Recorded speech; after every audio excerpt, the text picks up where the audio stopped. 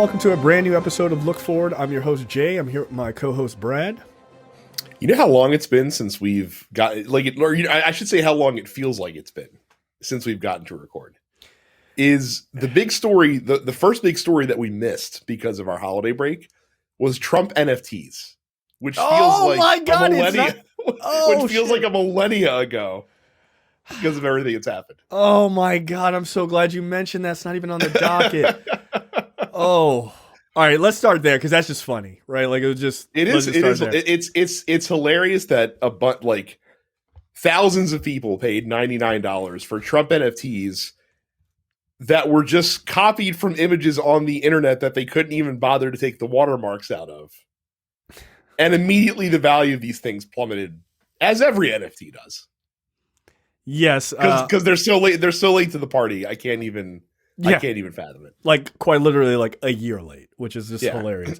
Donald Trump's NFTs plunged 80% in 2 weeks as traders reel.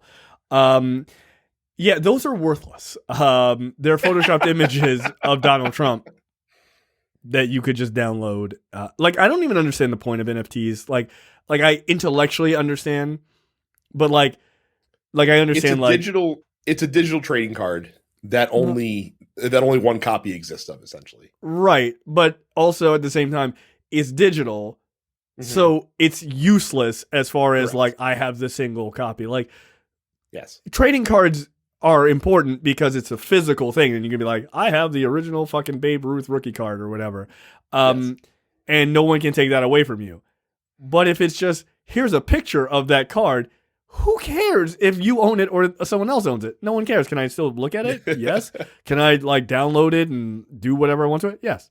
Okay. Then one of my favorite trolls was there was this dude on Twitter who, whenever bros would post their NFTs on Twitter and be like, oh, look at this cool NFT I had, he would immediately make the picture his profile picture and reply to them, and some of them would get really upset, like you're infringing on my property, man, you gotta take that picture down. He's like, actually, I can do whatever the fuck I want, I literally just copied this image. Yeah, it's meaningless.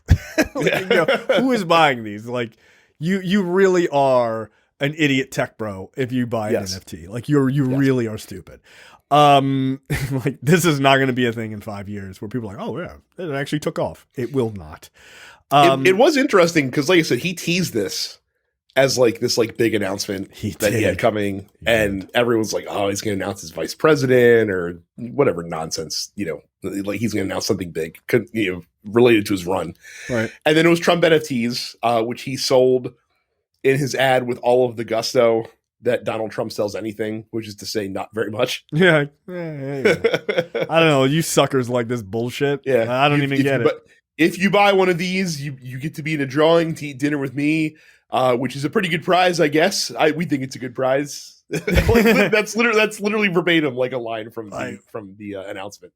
Wow. I can't wait to sign up. Some of his most loyal dick humpers were a little let down. A little let down by the announcement, I gotta say.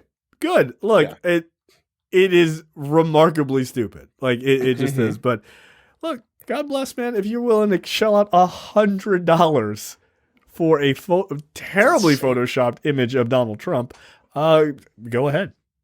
Okay. And all that money went to him as well, by the way. Not even a PAC, not even his campaign. Straight in his pocket. Open my wallet and just let the money flow in. Let's fucking go. You guys are fools. Look, I respect the hustle. You have to. You have to. Yeah. Wow, I totally forgot about the NFTs. All right, so after the NFT debacle, there are many other things, and we'll talk about some of them. But the big story this week has been, you really can't, dude, I often, how I generate stories for the docket is if a story pops or whatever, if I remember, in the moment, I'll go and add it to the docket. A lot of times I don't. But I'll save articles in Reddit, right? I'm like, oh, that's interesting. Maybe we'll talk about that. And I'll save it, and then I'll kind of go back and generate a docket list. And then I also go to Reddit, to their politics section, and just see what the top stories are, because some smaller stories I miss, right? And I'm like, oh, that's interesting.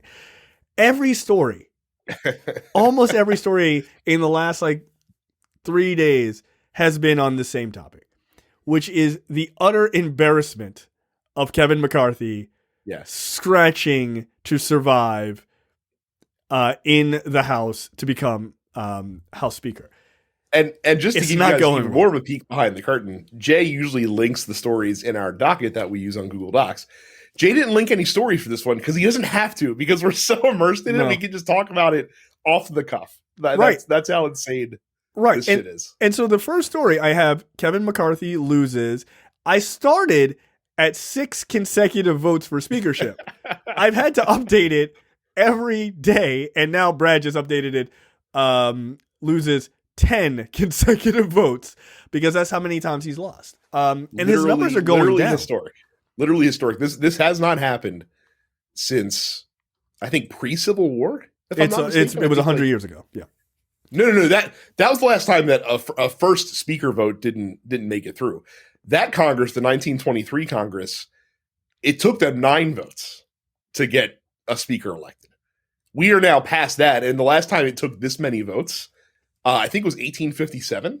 Wow. The last time that it took this many votes to get speaker. Now, that Congress had 23, so we still have a ways to go before we get to truly record-breaking levels. And I don't know if we will get that far, because from what I understand, the way the House rules work is that once you've done 12 votes that aren't successful, it then goes to penalty kicks. So we don't have to worry about keeping voting after we get to the 12 votes.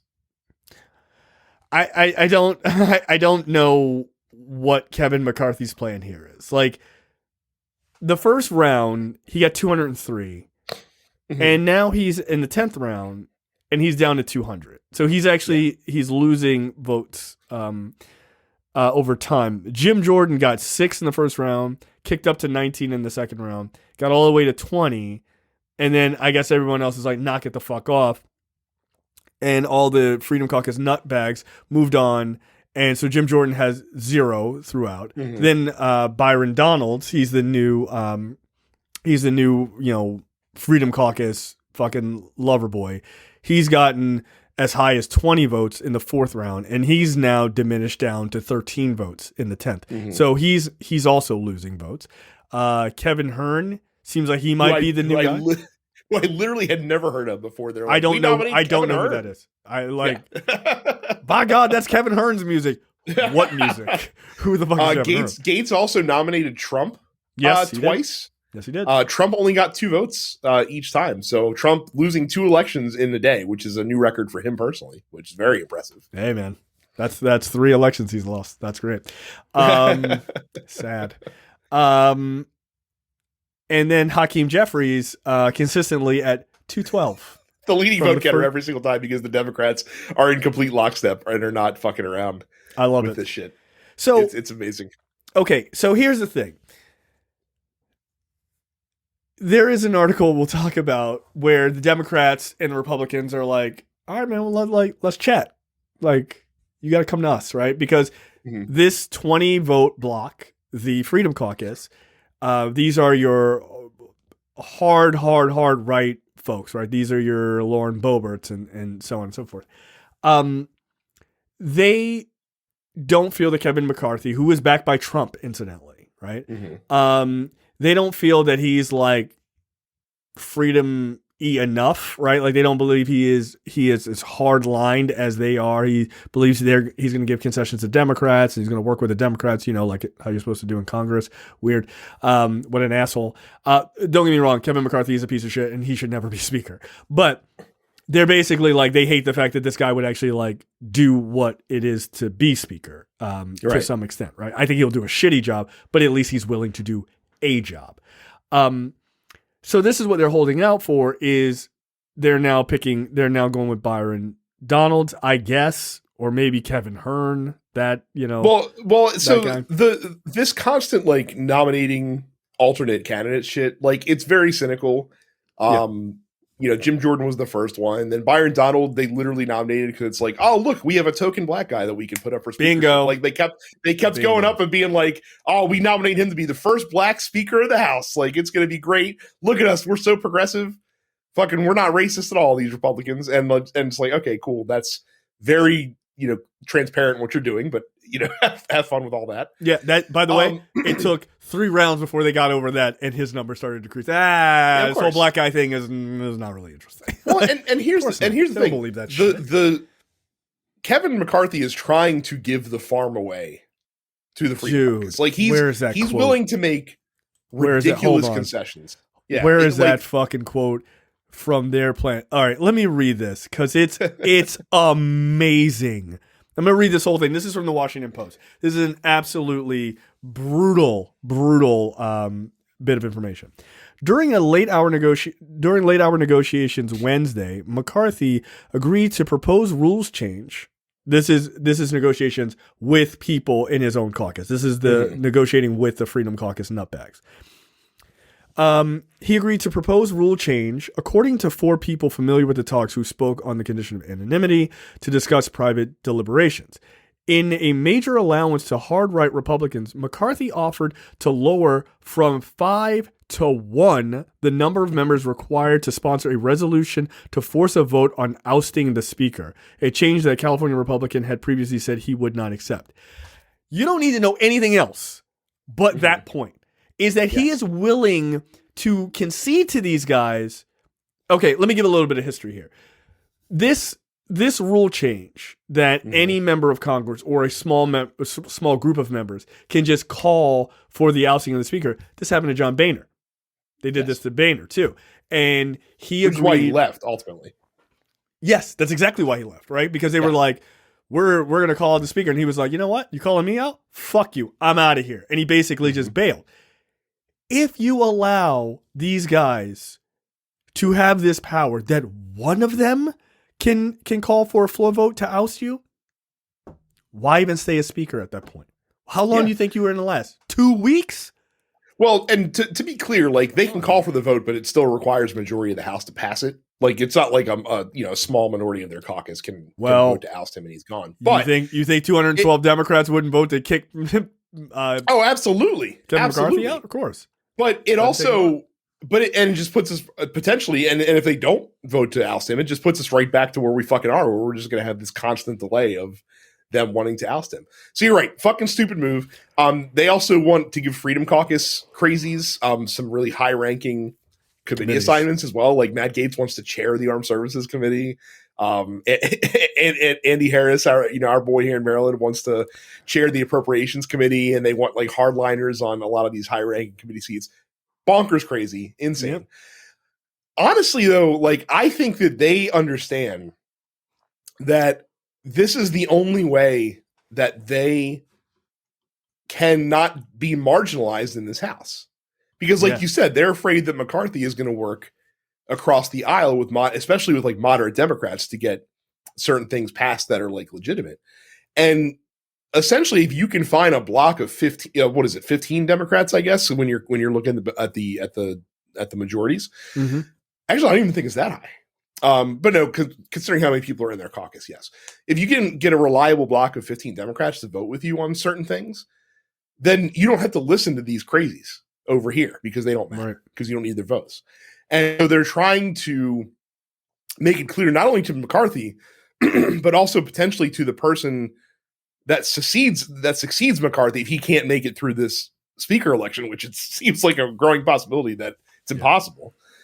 That we will not be ignored. Like they're trying to claim McCarthy's scalp so that they can show like, look, we have power, we are powerful. You have to listen to us. We're what the voters want. Blah blah blah blah blah. All this other bullshit. And so I think they're just trying to cement what passes for their authority in this Congress, essentially. Yeah, look, here's the thing, though. They're not wrong. They're not wrong, right? Like, Kevin McCarthy will work with moderate Democrats. They do have power here, and there is nothing that is more obvious that they control way more than they should, and they wield more power than they definitely should, is the fact that Trump backs McCarthy.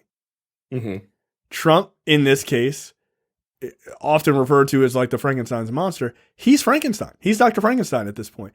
He has helped solidify and get these nutcases in office and help them help create fertile ground for them to all get in and support some of them getting in and everything else, probably all of them.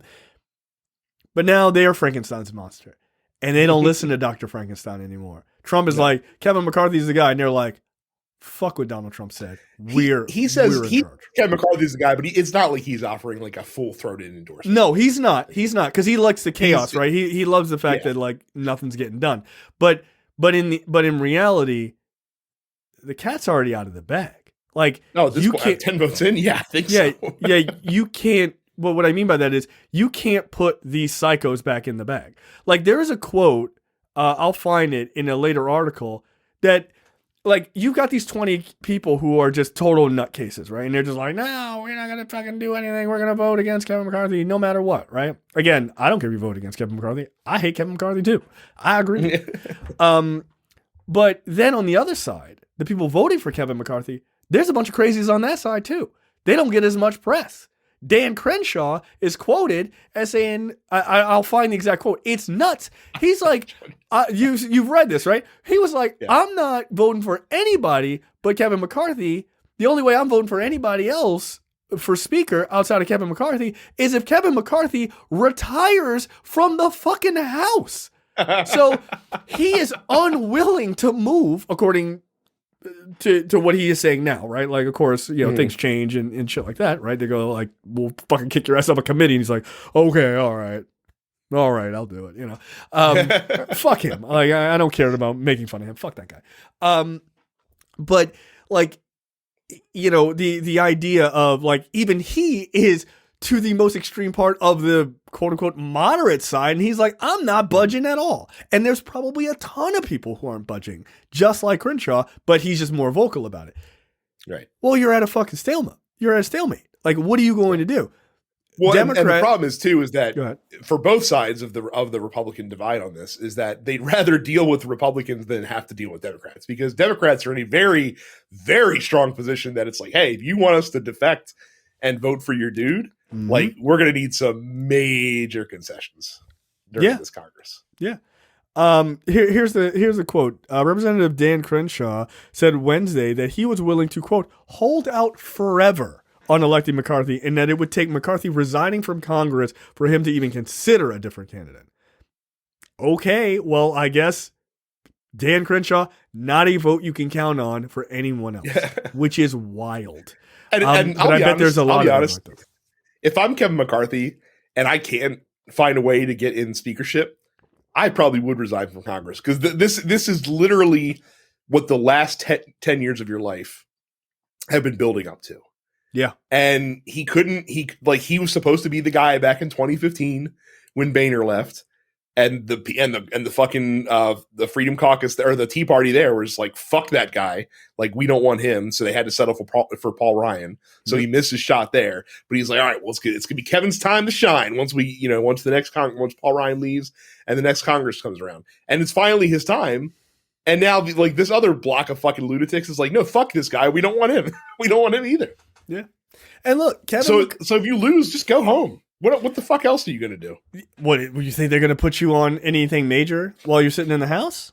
Like, it's just a regular backbencher? Like, they're not going to it would be the poetic icing on the cake, because a lot of stuff has been going around about that him, Paul Ryan, and Eric Cantor, they were the young guns back in 2012 and like the future of the Republican Party. And I can think of no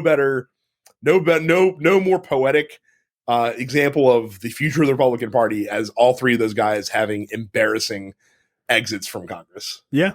As the first two of them have had so far. Yeah. Especially Eric Cantor. God damn. He was Eric Cantor got the ball rolling. Yeah. He was like, I'm going to be here forever. And they were like, forever? How long's forever? 2 weeks. You get the fuck out. So, it's interesting, right? Like, I'm fascinated by Kevin McCarthy just hanging on here. Like, what does he think is going to change? What is he willing to give up? Like, every concession that he makes towards the MAGA folks, you're diminishing the power of the speakership, right? Like, so why do you even have it? If they can call for you to be ousted, one member can call for you to be ousted, and then that goes to a floor vote, you're in a world of trouble. Because they could basically just say, you know what? Don't even worry about it. We just go vote you in. And they could just wait until your first move and then just blow your ass right out of the water. Yeah. And that's the thing. Like he is in an intractable position. He has to dig his heels in. Like he pretty much has to sit there until his people that are like his leadership people are just like, Kev, like you gotta step aside. Like if he starts getting murmurs from those folks that like, hey, you gotta step down. Right. Then he might leave. But as of right now, he kind of his political future relies on him digging his heels in. Well, and not budging. And here's the thing: Republicans are fucked any which way. Yeah, they're fucked any which way you slice it. Right, because if McCarthy says, "Okay, I'm going to concede to the MAGA crazies," then the speakership is destroyed, and the mob rules, and you don't dare cross Lauren Boebert, like Matt Gaetz. You dare not cross them because at any point they can throw up your speakership and fuck you over, let alone just undercut you in general, right? Like just like well, and that's the other thing that a lot of folks have been saying is that all these concessions that he's making is not just fucking him; it's fucking the next guy. Because what are they gonna like Steve Scalise gonna come up and be like, oh, by the way, all these concessions you negotiated with McCarthy, fuck that. They're gonna be like, no, fuck you. Like we're getting all this. Yeah, we'll toss your ass too. Like we won't vote for you. Like so it's not a big deal, right? Also Steve Scalise, another terrible choice. So they're fucked if he goes with the MAGA folks, he's fucked. Like mob rules, the party in and of itself in the House is destroyed because you're letting 20 people control a bunch of people, and that's fucked.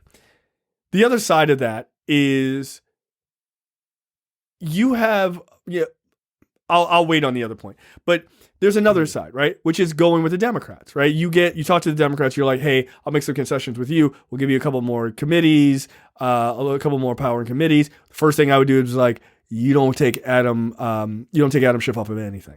Like, fuck off. Like, you're not booting any of these guys off any committees, right? He concedes that, all right, I'll concede all that, no problem, get it in writing, whatever. Handshake deal, whatever. He concedes all of that. If that happens, and by the way, Democrats are never going to concede to getting Kevin McCarthy in. Like, that's not going to happen. They hate Kevin McCarthy, so there's no way they're going to give him power. But let's say that they did. The second he works with them, or any Republican works with them to get over that to that 218 number, the MAGA people go, cool, this guy is the enemy, fuck him forever. You're done. Like, you have no power in your party. You cannot rally them for anything. And then the overarching point, which is what I skipped over and I want to come back to, this is indicative of a very terrifying thing, is that whoever the Republicans get in, how the fuck are you going to get a debt ceiling vote?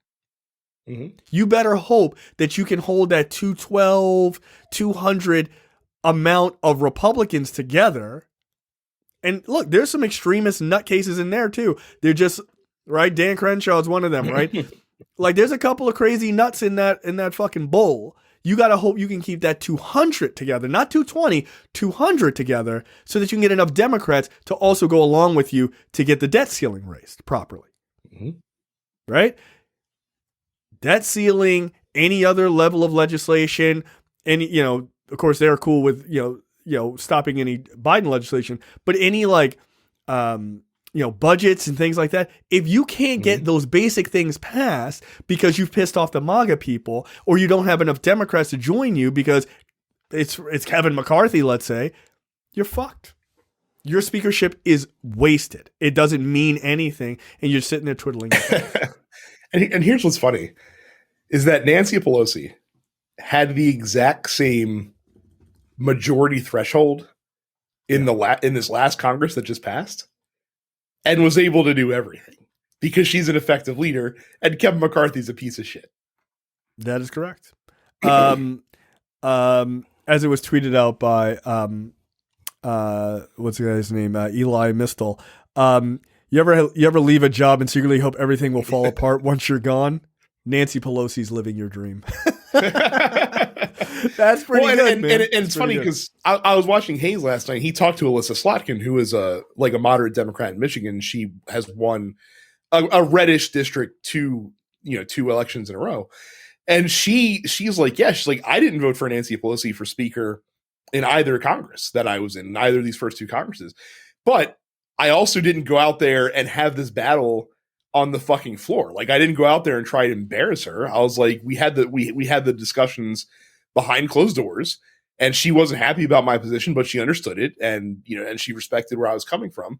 And also, like, my vote didn't tank her speakership. Like Slotkin voted present, and that didn't affect Pelosi either way. Like, she was still able to get done what she needs to get done, because, as it's been said, Nancy Pelosi would never walk onto the floor to take a vote that she doesn't already know the result of, or that she doesn't already know that she has the votes for, right, to pass.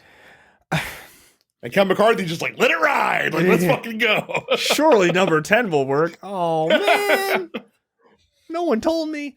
Like, well, it is again, amazing. It's amazing how embarrassing he is. Each of them are trying to shame the other, but none of these fucking people have shame. They are shameless. Like Kevin McCarthy's like, surely they'll see eventually. They're embarrassing the country. They're embarrassing the party. Like, like they're gonna see. And on the other side, they're like, surely McCarthy will be chastened by losing all of these elections, or all these votes over and over and over again. Sure, he doesn't want to get to 24. Like, yeah, no, they are. That's exactly it. They are in fact shameless. And meanwhile, some Republicans are like, fucking, like, the Democrats are loving this, and the Democrats are like, we are, like, this is fucking incredible. They're bringing popcorn. Keep going. Like, yeah, we are. Is this real butter? It's butter flavoring. It's amazing. Like, I saw Republicans saying online, they were like, they're probably paying these Republicans to do it. Democrats are the worst. They're probably paying Republicans. Like, no, dude, your party is just fucked up. This is not a conspiracy. You don't have to make up anything. Your people, they're going on the news telling you they are incapable of coming together. This is what happens when you elect nothing but extremists. Mm-hmm. You did this. And that's the other thing, too. That's the other reason why the MAGA folks don't care, is because they truly, those 20 people, have no interest in governing. They don't care. Like, this is what they're here for. They're generating content. Like, that's their fucking jobs. Like, they're generating content. That's exactly right. Yeah. They're generating content. They're going on the news. They're having Stephanie Ruhle dunk on them in the middle of the day. Like, you're right. They're just generating content. They're getting their names out there. They're becoming popular so that they can go work for Fox News or whatever the fuck later on. Right. That's a dangerous precedent. It's a super dangerous precedent. And as I saw it said, the GOP like, they're really just reaping what they sowed, because the reason that these people are here is because they gerrymandered a shitload of tough districts into ruby red districts. Right. And when you gerrymander yourself into safe Republican districts, you can get fucking insane people that can't win in purple districts that can then go to Congress and fuck your shit up. Like, you did this to yourself. Right. And you're double fucked because they're so gerrymandered. Even if you get rid of them, there's another nutcase coming right behind them. Well, that was one of the other concessions, and this is funny because PACs are not supposed to have any bearing on the Congress, but fucking they have to, because that's what the Republican Party is at this point.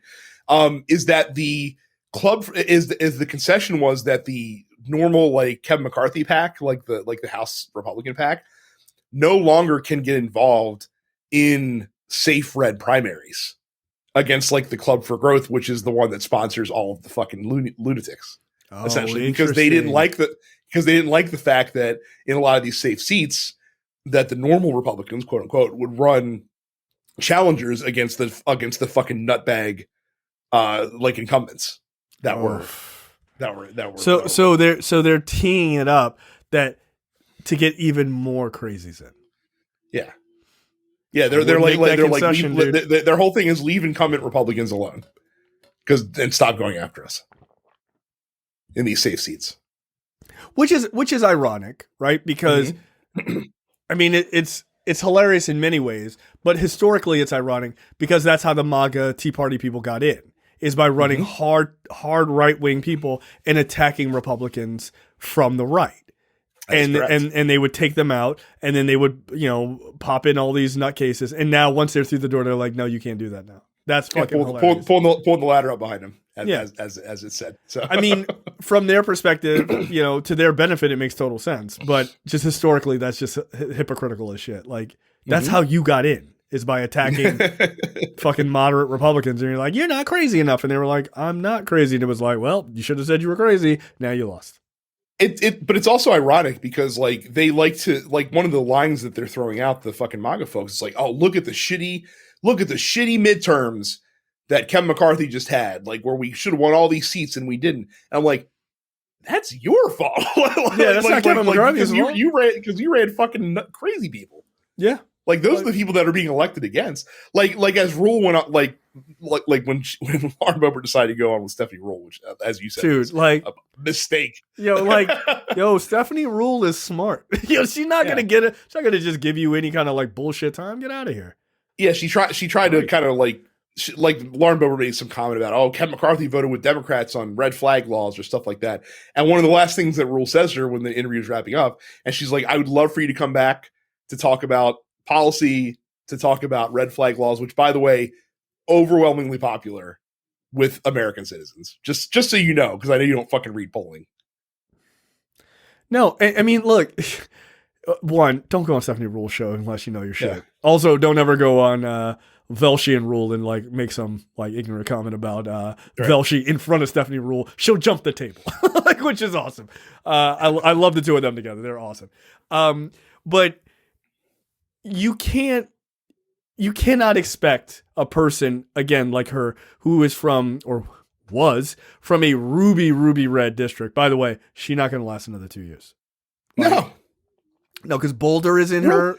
Rule made that point to her. She's like, you're saying that like you have the American, like you know what the true Americans want, this or the other thing. She's like, you won your election in a district that Trump won by 6 points. You won your election by 600 votes. Like, what? Like, how the fuck are you out here saying you're the one who's like representative of America? Like, you're barely here. You're barely here. And by the way, you're barely here. You're barely here because this happens to be the first year that your district was changed. Yeah. Not the next time, sweetheart. Like, that is a wrap for you. They're like, wait a minute. I live in Boulder, Colorado, and this jackass is my representative? No, absolutely not. Like, no, it's funny. I have some friends who live in Boulder. Like, there's no way. Like, there's no, knowing them and knowing the type of people that they are and the type of friends they have, there's no way she survives another 2 years. It would be a miracle if she did. So yeah, look, you cannot expect any sort of policy out of these people. They're not, like you said, they are there to generate content. I'm not sure you've ever said anything more poignant and absolutely like dead on balls correct about the Republican Party. The MAGA people, that 20-person block, they are there to generate content. Matt Gaetz doesn't do jack shit ever. He is there to generate headlines, to flash that goofball smile and that hideous douchebag 80s hair. Like, that is what he's there for. Fuck 17-year-olds and then wait till they're 18 and then do it again. Right. Gross. And call himself a Florida man because he keeps trying to take back that fucking meme for some reason. Like, I don't know why. Stop.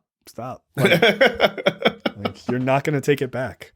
But you are kind of Florida man in a weird way. In the pedophile way. But you can't expect anything from them because they're just generating content. They have no desire to do anything, right? Like you said, they are literally there to keep the shit from working. Like, that's what they're there to do. They're not there to generate real work. So I did like Biden's response to all of this, which is, that's not my problem. Bitch, I got presidenting to do. Yeah, like, step aside. Not my monkeys, not my circus. Like, yeah. Like, deuces, leave me the fuck alone. He has played this whole thing of like watching MAGA destroy itself. He has played it perfectly. Most presidents on the Democratic side, I'm not sure. Maybe Obama probably would have played it pretty cool too, just because he was fucking brilliant in that. It's that same way. It's like a social intelligence, right? Like, you don't stop. You don't need to do anything.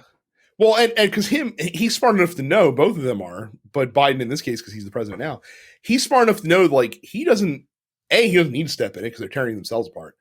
B, the last thing you want to do is step in it and possibly unite them around a common foe. Like Exactly. that's the other thing you can't have. Meanwhile, though, not only is he not stepping into it, he is also shading the fuck out of them with like stuff that he's doing. So like today, he was out in Cincinnati with the basically like dedicating the rebuilding of this major bridge. I can't remember what the bridge is called.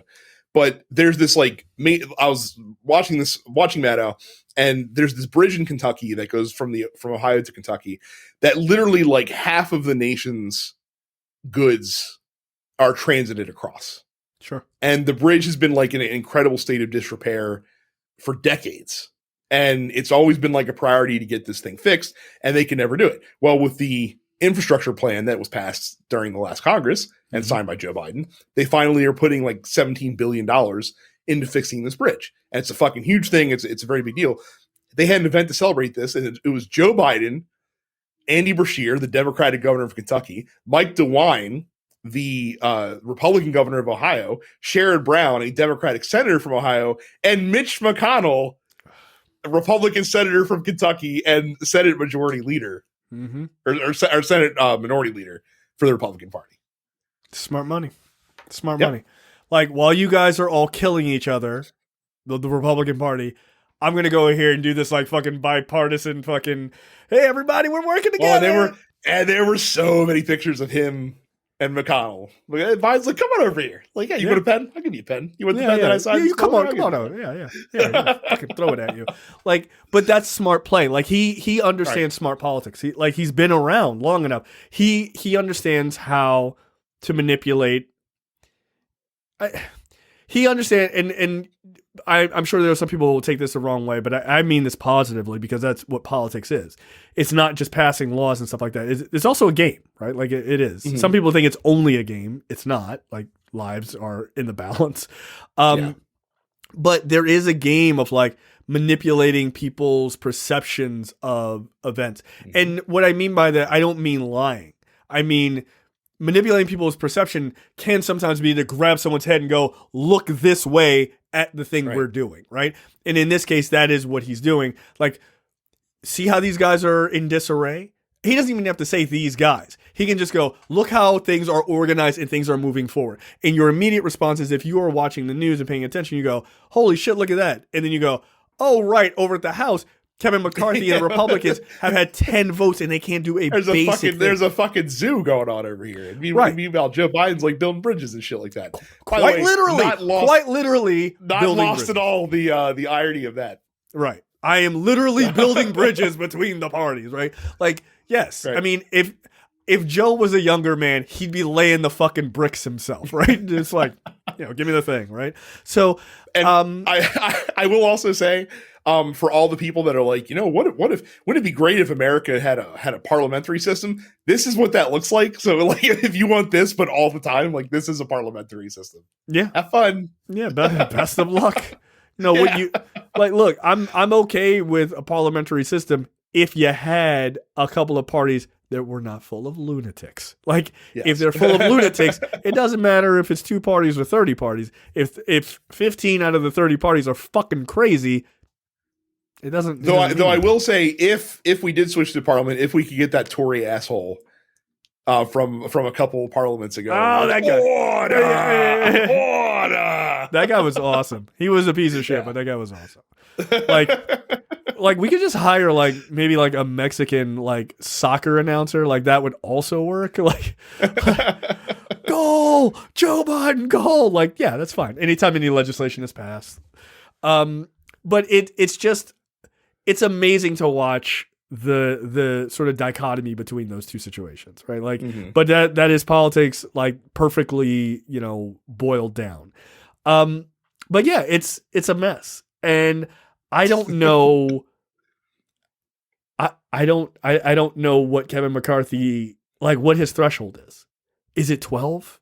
Is it 23?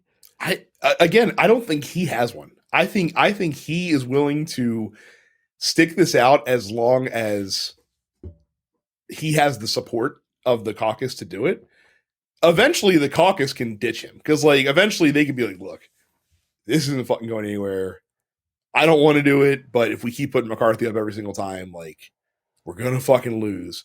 So if no one nominates him, like, they can kind of take care of that themselves, or if they can convince him to just step down, then that would work too. But again, if he steps down, if he loses, just go home. There's nothing left for you at that point. Yeah, I don't know. Like, they haven't figured that out at number 10. Like, what number do they need to be like? I don't know, man. Well, and that's the point. Like, when they're going on TV, they're like, oh, Kevin doesn't have the votes. Kevin doesn't have the votes, and they're like, you don't have the votes. Like, there's 20 of you. There's 200 of them. Like, why the fuck do they have to bow down to you? Why aren't you making concessions to accepting their concessions and joining them? Your block is a tenth of what theirs is. Like it doesn't make any sense. Be like, oh, Kevin doesn't have the votes. You don't have the votes. Well, it was You're funny. not even putting up.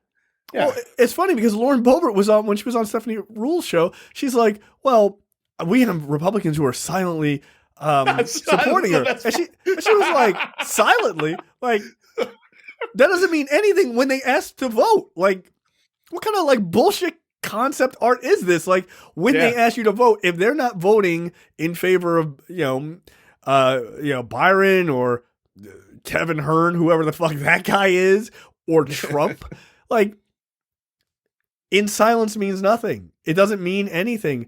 You got to get the votes. Like, it's a whole famous song in Hamilton. You don't have the votes. Like, come on, man. Like, jeez. I would like there to be like, so what would be cool is by the time we get to 11 or 12, just do one secret ballot just to see what happens. Like pass a motion to be like, oh, the next ballot can be a secret ballot, so you don't have to announce who you're voting for. I just want to see what would happen. I want to see if you'd lose a lot of Freedom Caucus folks, or maybe Boebert's right. Maybe you get 30 more people in the Republican Party that would peel off from McCarthy, and then you're playing Republican Werewolf, which would be fucking hilarious as well. Yeah, okay, I'm okay with each other. I know it was you, Brian.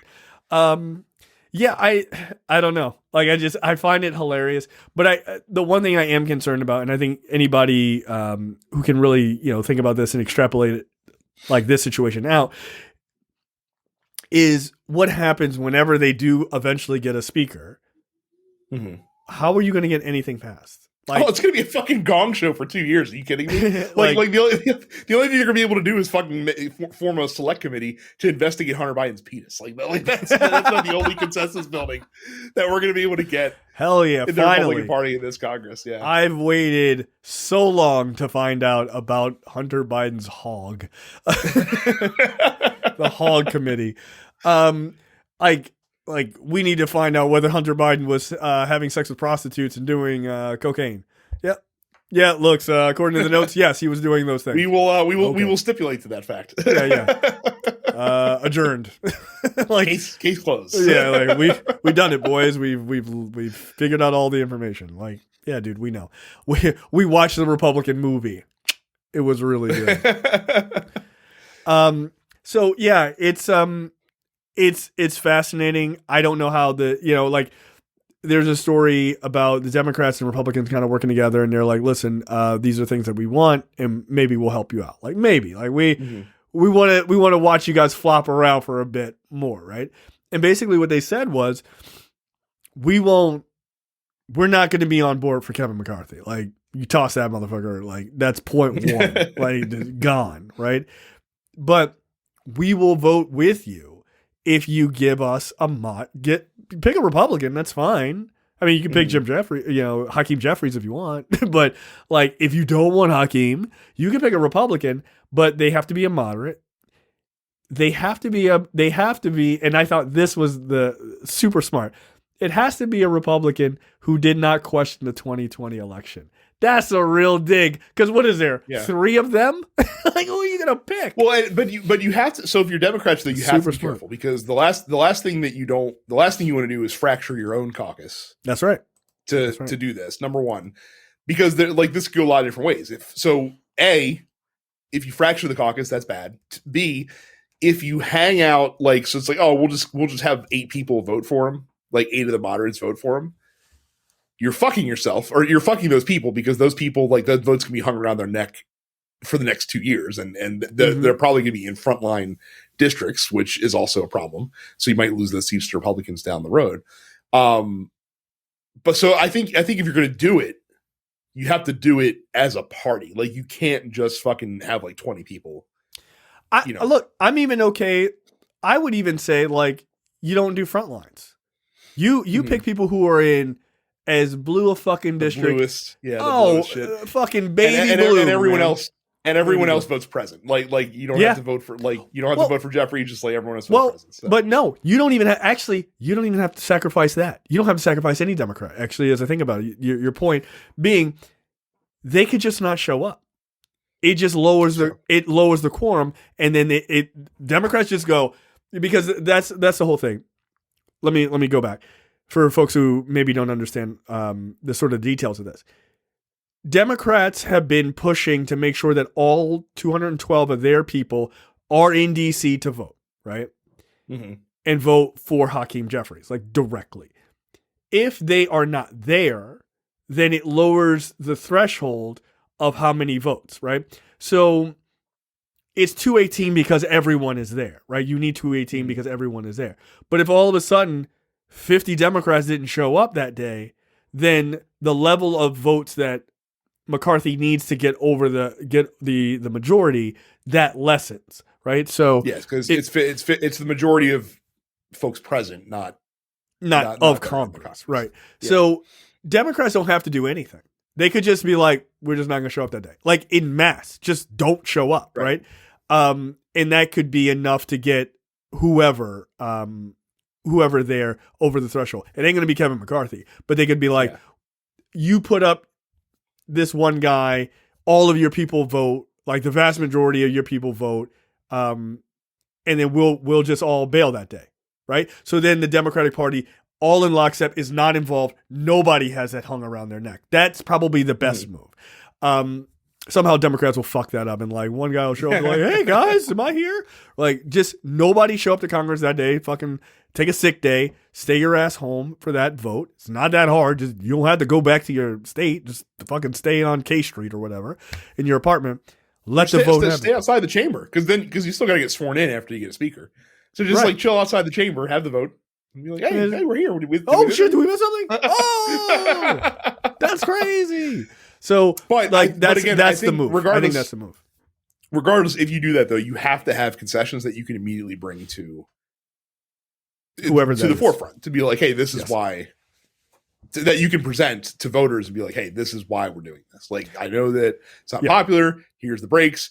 We were never going to get 6 Republicans to vote for Hakeem Jeffries. Like, so like, this is the only way forward. So we made sure that we got X, Y, Z, A, B, C, and D.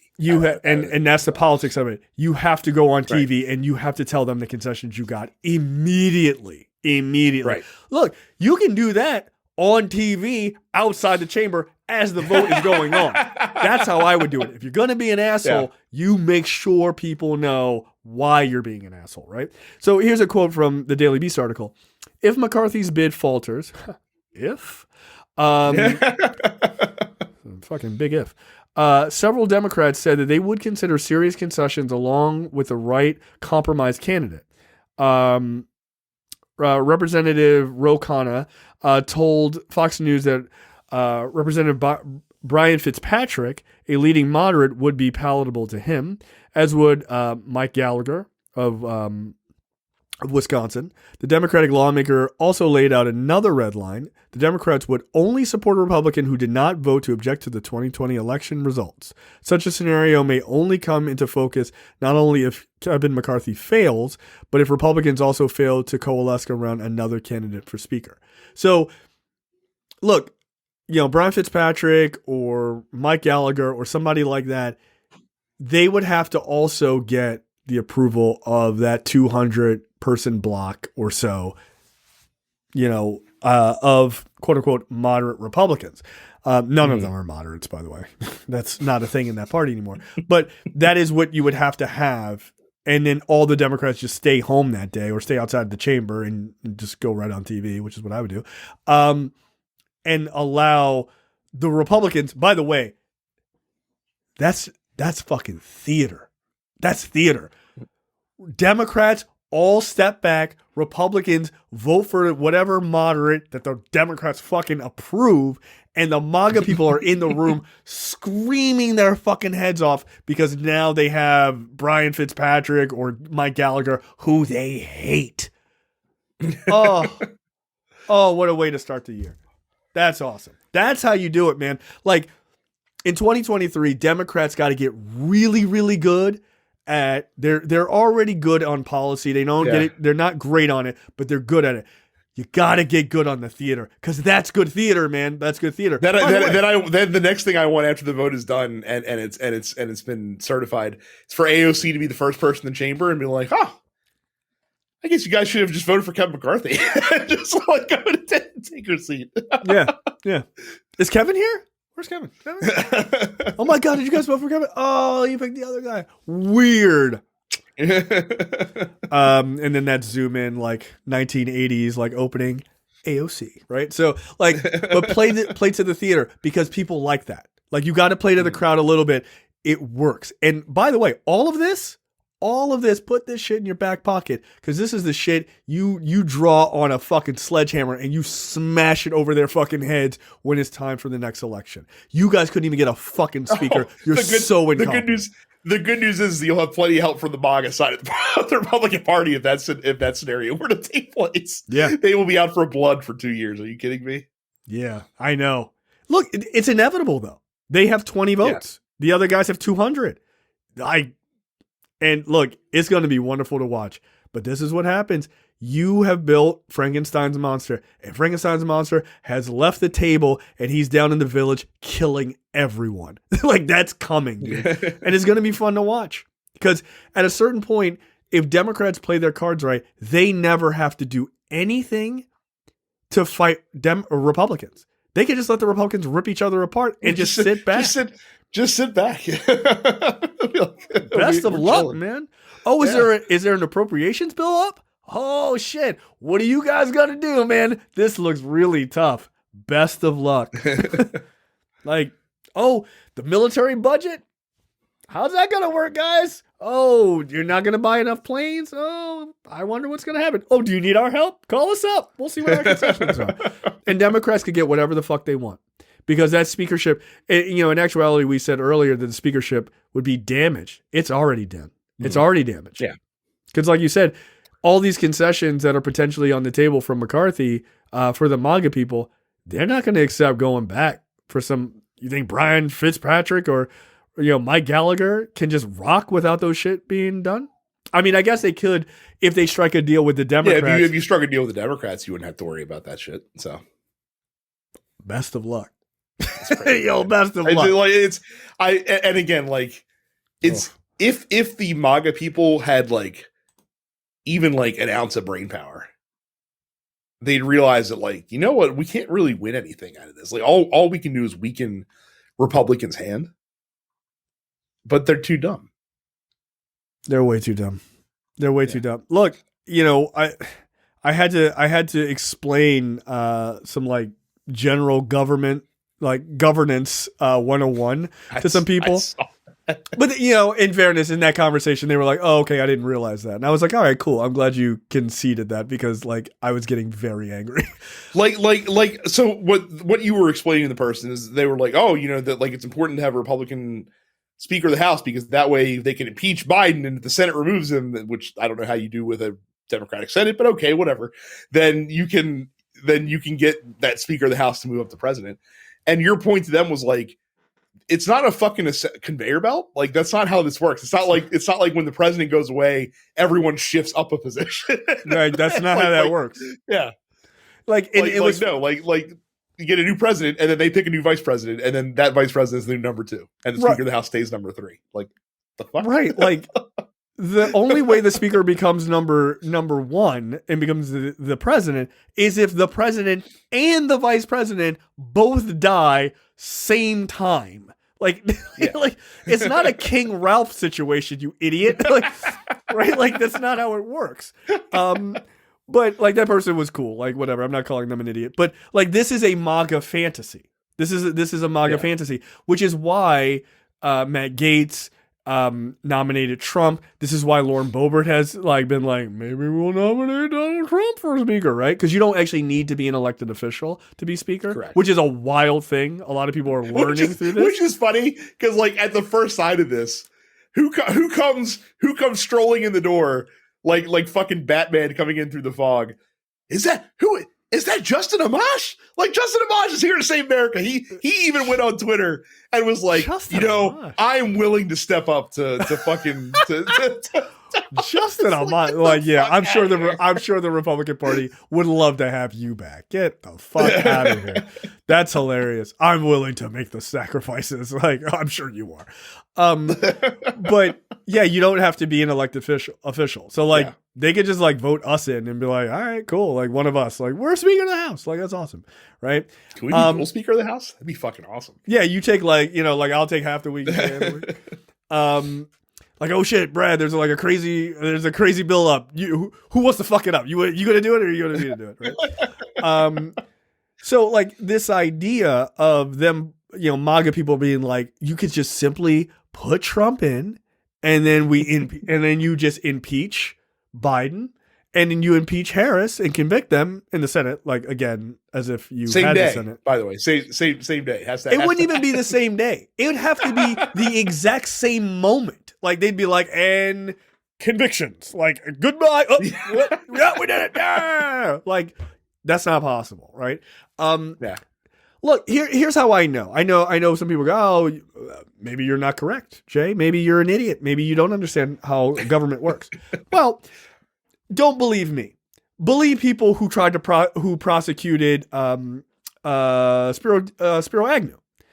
The whole point of going after Spiro Agnew was that first is because Watergate was going on and they knew that Nixon was fucked. But they also found out that Spiro Agnew was literally taking fucking cash money bribes in the White House, which is wild, right? They knew that. So what they were doing is, let's get rid of Agnew. We'll confront him, get him to resign, and get him the fuck out of office, because if Nixon goes down, Agnew becomes president, and then Agnew would then pick a vice president. It wasn't, hey, why don't we get rid of Agnew, then move the Speaker of the House into that position, get rid of Nixon, and then move the Speaker up. It's not the game from fucking Price is Right with the yodeling guy. That's not how it works. It doesn't work like that. Immediately, when Agnew stepped down, Nixon brings in another VP. That's how it works. It's not. So they didn't want Agnew to move up and then Agnew pick a new VP, because that's how it would work. But my overarching point is, stop listening to these people, because I even said when someone brought this up, I was like, this is dumb. That's not how this shit isn't. Like you said, it's not a conveyor belt. That's not how it works. Yeah. Stop even giving this energy. It's stupid. This is a stupid argument. And then this person was like, well, that's not true. And I was like, all right, crack my knuckles. All right, let me explain how government works, right? But these people don't even understand how the government works. Right. And these people are like, we're the brain trust, right? And somebody did make a point lower on. It was like, no, they want Trump in there, so then some nutcase will try to kill the president and vice president. That I can believe. Yeah, that I can believe. That I can believe. Some fucking crazy person would definitely try to assassinate. And that's why it's dangerous to have him there. But Trump, he's not going to do. He's going to be the Speaker. He's going to be the third person. No. No. Guess what? It's fucking harder to be the Speaker of the House than it is to be the fucking president. Because absolutely, that's real work. You have to be, because at least in the president, you're one guy, and you have a lot of people reporting up to you. Being the fucking Speaker of the House is a goat rodeo. It's not a fun. This is 100% true. It is. Yeah, you're hurting cats work the whole time. Yeah. Make sure people are voting and be strategic and think about your party and making sure people get reelected. Trump's not gonna do any of that shit. Come the fuck on. Yeah, it's the idea of Trump doing the work, showing up to Congress every day, whipping votes and hey, let's talk about this and let's try to figure out legislation.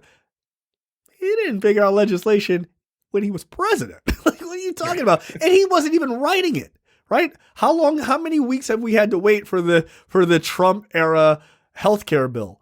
It never happened, right? So like this idea that he would be in the more like down and gritty legislative side of government is hilarious that anyone would truly believe that. No. And he wouldn't take that position because it's lower than president anyway. Even if it was a strategic idea, he wouldn't take it because he would see it as being weak. That's just fundamentally not who he is. So look, we stuck on this the whole time. We're going to keep it for good reason. For good reason. But we stuck on this the whole time for the whole hour. Look, this is first episode back for 2023. Short episode. It's free for everybody. No post-game show. But don't worry. Hopefully there will be other news. This is all consuming. But hopefully there will be some bigger other news going into next week. But look, I think, I don't know. Like Prediction time for you. Okay. Will we have a Speaker in the House by the time we record our next episode? No. Here's my so let's do prediction time for you, Brad. What's the number before Kevin McCarthy steps down? Oh.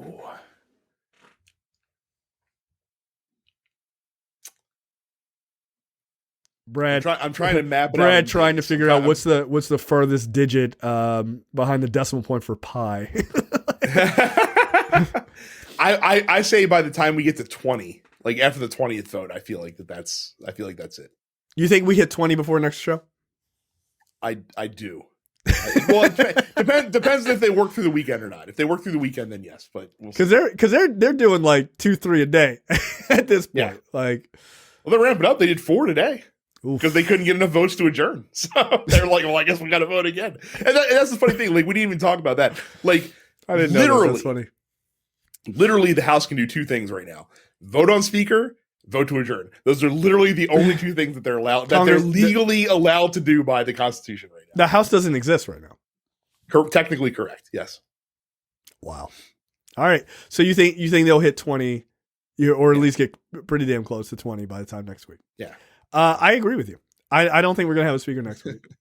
The larger question for us and to the audience is, how many episodes will we be able to get through before we do have a Speaker? I'll tell you what, if we go past the next episode, like if 2 episodes later we still don't have a Speaker, I'm gonna have to get like the whiteboard to put behind me that's just days without a Speaker and just kind of like track it with the numbers you just take off. Yeah, like days without an accident at this site. Yeah, like it's just like the Count of Monte Cristo, just like carving it the lines into the wall, 4 lines and then the cross. Like, it is pretty pathetic. It's pathetic. And everyone in the Republican Party, in national Republican politics, they should be ashamed of themselves. They really should. If they were capable of feeling shame. But they are, in fact, shameless. All right, that is it for us. It feels good to be back. It was a nice 2-3 week off. It was great. That's our nice little vacation every year, which I always enjoy. It gives me just enough time to like miss it and then get back in. But we need that. We need this mental break. Hell of a week. What a hell of a week to walk back into as well. Yeah, thank you, House of Representatives, or thank you, GOP representatives elect for the massive amount of entertainment this week. I don't think we've ever done a one story show before. No, not we never counting have. like an election episode or anything. Right, exactly. Yeah, look, this episode's brought to you by Kevin McCarthy, embarrassment and sadness, and Schadenfreude. Don't forget that one. All right, we'll be back next week. Later, guys. See ya. Okay, that's the end of the free portion for this week's episode of Look Forward. Make sure you go to lookforwardshow.com/premium. Sign up for premium content. It's only $5 a month or $50 for the full year.